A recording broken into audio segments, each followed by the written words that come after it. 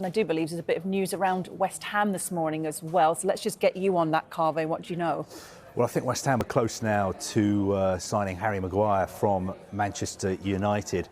I think a deal has been agreed in principle. He's a player that David Moyes has wanted for a long time.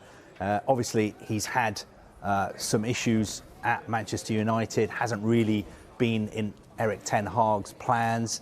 But you have to say, you know, his abilities are unquestionable. You know, people forget. He gets a lot of abuse on social media, for instance, but you go back a couple of years, he was in the Euros team of the tournament, the official UEFA team of the tournament. He was in Sky Sports' FIFA team of the World Cup a few months ago. So I think he could turn out to be a brilliant signing for West Ham, because maybe all he needs is a fresh start. The other line to bring you from West Ham, as far as incomings are concerned, is they are back in talks to sign James Ward-Prowse from Southampton. I think the negotiations have been a little bit fractious. Last week, West Ham walked away from the talks. They put their final offer on the table, £30 million. I think talks have restarted, and he may well become a West Ham player if a deal can be agreed, and I think it would be for around £32 million.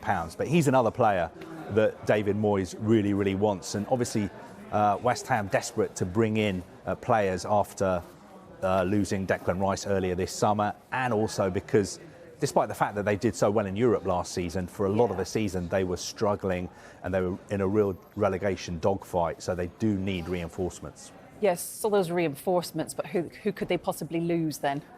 I mean, the one West Ham fans will be worried about is the fact that Manchester City are interested in signing Lucas Paqueta.